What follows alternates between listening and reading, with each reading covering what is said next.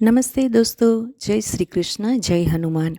दोस्तों, हनुमान जी को तो हम सब अच्छे से जानते हैं, लेकिन हनुमान जी के नाम के साथ जो बातें जुड़ी हुई है उनसे शायद हम अनजान हो सकते हैं। जैसे कि हनुमान जी का जन्म कैसे हुआ, हनुमान जी को पवन पुत्र, अंजना पुत्र, केसरी नंदन, मारुति नंदन, बजरंग बली क्यों कहा जाता है, हनुमान जी को चिरंजीवी होने का वरदान किसने दिया, क्या हनुमान जी बाल ब्रह्मचारी थे या उनकी भी शादी हुई थी, क्या हनुमान जी के भी भाई बहन या पुत्र थे, क्या हनुमान जी भगवान शिव के 11वें अवतार है।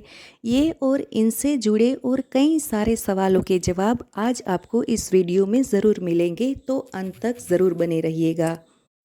दोस्तों, सबसे पहले जानते हैं कि हनुमान जी का जन्म कैसे हुआ। दोस्तों, वाल्मीकि रामायण में हनुमान जी के जन्म की कथा जाम्बुवत के मुख से वर्णित है। उसके अनुसार पुंजिक स्थला नाम की एक बहुत ही सुंदर अप्सरा थी, लेकिन मुनियों के शाप के कारण वह वानर योनि में अवतीर्ण हुई। मुनियों ने शाप के साथ एक वरदान भी दिया कि वह इच्छा अनुसार रूप धारण कर सकती है। वानर रूप में उसका नाम अंजना था और वह वानर राज केसरी की पत्नी बनी। वह अंजना एक दिन सुंदर स्त्री का रूप धारण करके पर्वत के शिखर पर खड़ी थी। उस समय वायुदेव ने सुंदर स्त्री के रूप में खड़ी अंजना को आलिंगन दिया। ऐसी अवस्था में पड़कर अंजना घबरा जाती है और कहती है कि कौन मेरे पतिव्रत का नाश करना चाहता है। पवनदेव कहते हैं कि मैं तुम्हारे पतिव्रत का नाश नहीं कर रहा हूँ, और आगे कहते हैं कि हे यशस्विनी, मैंने अव्यक्त रूप से तुम्हारा आलिंगन करके मानसिक संकल्प के द्वारा तुम्हारे साथ समागम किया है। इससे तुम्हें बल पराक्रम में संपन्न एवं बुद्धिमान पुत्र प्राप्त होगा और छलांग मारने में वह मेरे समान होगा। ऐसा सुनकर देवी अंजना प्रसन्न हो जाती है और फिर कुछ समय पश्चात एक गुफा में चैत्र मास की शुक्ल पूर्णिमा में हनुमान जी को जन्म देती है। तो दोस्तों, हनुमान जी की जन्म कथा के साथ उनके पवनदेव, अंजना पुत्र, केसरी नंदन, मारुति नंदन जैसे नाम जुड़े हुए हैं। दोस्तों, अब जानते हैं कि हनुमान जी का नाम हनुमान कैसे पड़ा। जब हनुमान जी छोटे थे तब बहुत ही शरारती थे। एक दिन सुबह उठे तो उनको जोरों की भूख लगी। तभी उन्होंने बादलों के बीच सूर्यदेव को देखा और उनको फल समझ लिया। हनुमान जी उनको खाने के लिए उड़े। जब वह बिल्कुल सूर्यदेव के पास आ गए तब इंद्रदेव की नज़र हनुमान जी के ऊपर पड़ी। उन्होंने तुरंत अपना वज्र निकाला और उन पर छोड़ दिया। हनुमान जी को वज्र लगा तो वह धरती पर आकर गिर गए। यह देख उनके पिता पवन देव को गुस्सा आया। उन्होंने वायु बंद कर दिया, जिससे दुनिया भर के सभी जीव बेचैन हो उठे। यह देख सभी देवता पवन देव के पास पहुँचे।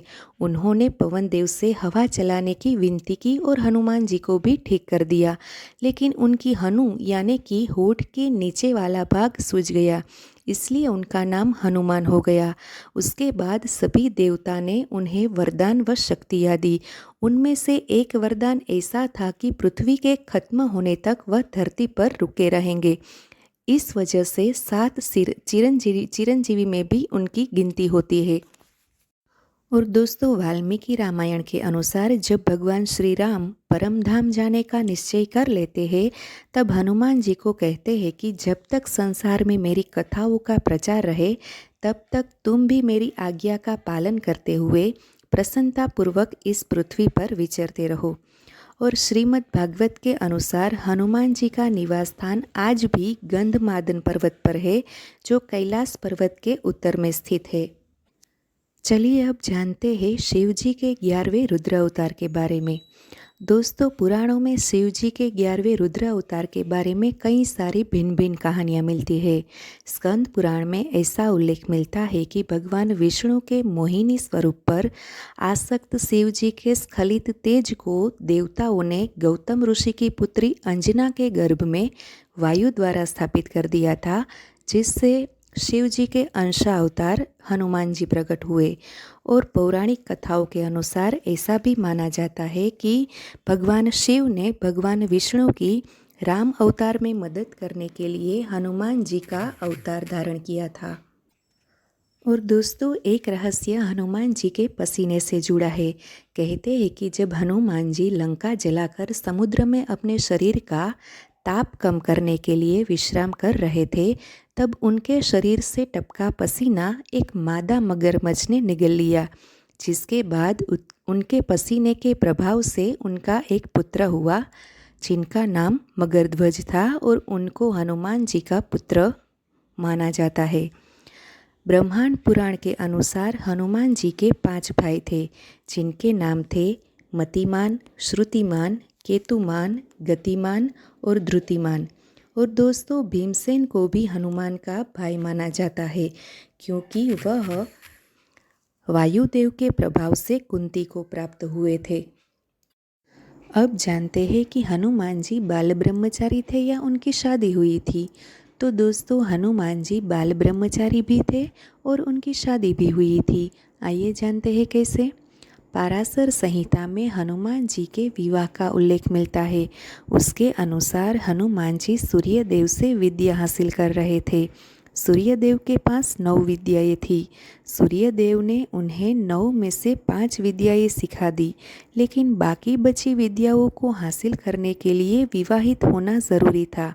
तब हनुमान जी के सामने परेशानी खड़ी हो गई, लेकिन सूर्यदेव ने परेशानी का हल निकाला और अपनी शक्ति से एक कन्या को जन्म दिया, जिसका नाम सुवर्चला था। सूर्यदेव ने हनुमान जी से कहा कि सुवर्चला से विवाह के बाद भी हनुमान जी ब्रह्मचारी रहेंगे, क्योंकि शादी के बाद सुवर्चला तपस्या में लीन हो जाएगी। इस तरह श्री राम भक्त हनुमान के ब्रह्मचर्य में भी कोई रुकावट नहीं आई और 9 विद्याएं भी प्राप्त हो गई। और दोस्तों आज भी तेलंगाना के खम जिले के येलनाडु गांव में हनुमान जी और उनकी पत्नी सुवर्चला का मंदिर है, जहां हनुमान जी अपनी पत्नी के साथ मूर्ति रूप में स्थापित है। चलिए अब जानते हैं कि हनुमान जी को अष्टसिद्धि नवनिधि के दाता क्यों कहा जाता है।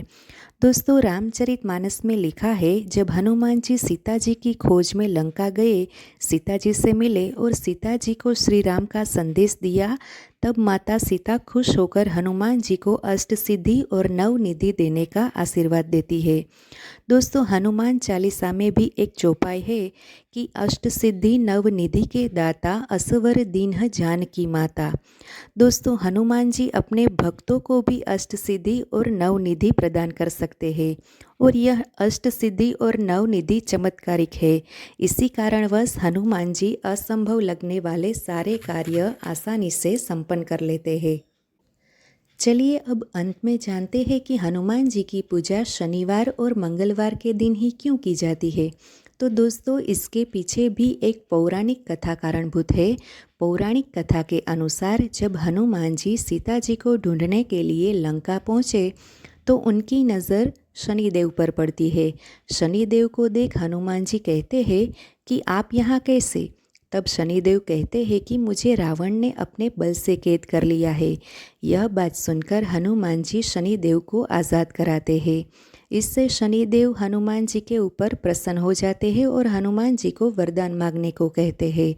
तब हनुमान जी कहते हैं कि जो भी मेरी पूजा करेगा उसे आप अशुभ फल नहीं देंगे।